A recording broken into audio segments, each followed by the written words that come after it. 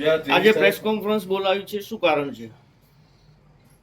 આજે પ્રેસ કોન્ફરન્સમાં ખાસ તો જે તમને ખ્યાલ છે કે 23 તારીખે રાતની જે ઘટના બની, અજય બામણિયા દ્વારા જે સ્ટોરી બનાવવામાં આવી હતી, સ્ટોરી એવી હતી કે રાત્રિના સમયે 9, સાડા 9 વચ્ચે હું ગરાળ ગામે જતો હતો.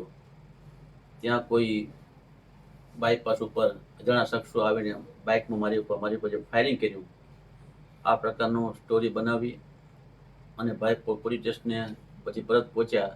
ત્યાં એને પોતાની રજૂઆત કરી પોલીસને કે આ પ્રકારનો ઘટના મારી પર બની છે ને મારી પર કોઈ અજાણ્યા શખ્સોએ ફાયરિંગ કર્યું છે. ત્યારબાદ ત્યાં પોલીસનું કહેવા મુજબ ત્યાં એ બધી રજૂઆત સાંભળી અને ત્યારબાદ પોતે ત્યાં ખુરશીમાંથી પડી ગયા અને ત્યારબાદ દવાખાને લઈ જવામાં આવ્યા હતા. દવાખાને લઈ ગયા પછી ત્યાં બધી અમારી પર પણ થોડોક આક્ષેપ કર્યો એવો વિડીયો પણ મારી પાસે આવ્યો હતો કે એમાં ક્યાંક ને ક્યાંક કાળુભાઈ રાઠોડનો દ્વારા કરવામાં આવ્યો હોય એવી આક્ષેપ હતો. વિડીયો પણ મેં એનો સ્ટેટમેન્ટ વિડીયો મેં જોયો હતો. પણ બધાને ખ્યાલ છે કે ગણતરીની કલાકોમાં જ ગીર સોમનાથ જિલ્લાના એસપી અને અમારી સ્થાનિક પોલીસ સાથે મળી આખી ઘટનાક્રમ જે બન્યો એ પ્રાથમિક દ્રષ્ટિએ પોલીસનું કહેવું એવું હતું કે આ કોઈ ફાયરિંગનો બનાવ બન્યો જ નથી. એવું તારણ તો હતું, પણ ફોરેન્સિક લેબોરેટરી દ્વારા કેપિટલ મારફત જે પછી એને બોલાવીને રિપોર્ટ કરવામાં આવ્યો તો ખરેખર આવો કોઈ બનાવ કે આવું કોઈ ફાયરિંગ બન્યું નથી એ પ્રથમ દ્રષ્ટિએ સાબિત થયું.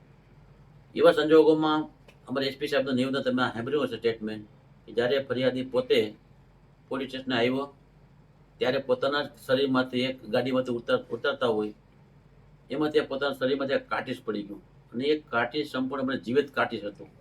એટલે પોલીસને ક્યાંક ને ક્યાંક શંકા ત્યારે જ ગઈ હતી.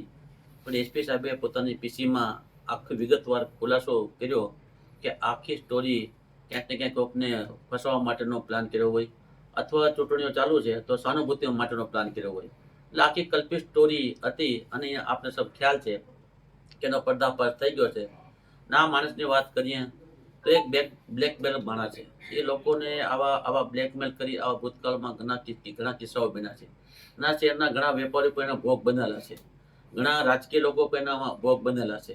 ભૂતકાળમાં આવા લોકોને ડમી સ્ટોરી બનાવી, લોકોને બ્લેકમેલ કરી પૈસા કેમ કઢાવવા એ પૈકીનો એક વધુ એક સ્ટોરી બનાવી પણ ગણતરીના કલાકોમાં તેનો પર્દાફાશ થઈ ગયો છે. આપને ખ્યાલ છે કારુભાઈ, આના વિશે આપણે કઈ ફરિયાદ કે નોંધાવી છે?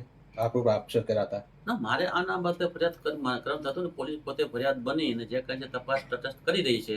પ્રશ્ન એટલો છે કે આ જે ઘટનાક્રમ બન્યો છે એના 24-48 કલાક પહેલા કે 8 કલાક પહેલા આમાં કોણ લોકો પડદા પાછળ છે એટલી બધી મારી એક ચોક્કસ મારી વાત છે કે આમાં ક્યાંક ને ક્યાંક અન્ય આમ આદમીના લોકો પણ આમાં ક્યાંક સંડોવાયેલા હોય અને આની તો 120 બી લગાડી અને આખી કાવતરાની કલમનો ઉપયોગ કરી અને ઝીણવટભરી પોલીસ તપાસ થાય તો હથિયાર જે કાર્ટીજ મળ્યું છે તો હથિયારો ક્યાં છે, કોની પાસેથી આવ્યા અને આ તો માસ્ટર માઇન્ડ છે જ.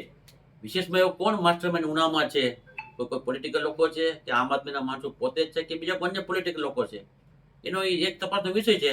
પણ ઝીણવટથી તપાસ થાય તો આમાં ઘણું હજી ક્યાંક ને ક્યાંક પડદા પાછળ ક્યાંક ને ક્યાંક લોકો બહાર આવશે એવી મને શક્યતા જણાય છે. તમારું જ નામ લેવાનું, તમારા ઉપર આક્ષેપ કરવાનું કારણ શું હોઈ શકે? પોલિટિકલ ચૂંટણીઓ છે, હાર ભારી ગયા છે. હાર ભારી જવાનો કારણે ક્યાંક ને ક્યાંક આવો સ્ટોરી બનાવી જો કે સહાનુભૂતિના કારણે મતો મળતા હોય બની શકે એમ હોય તો સ્ટોરી બનાવી, બાકી બીજું શું પણ હોઈ શકે. તમે કેમ એના પર દાવો નહીં કરતા?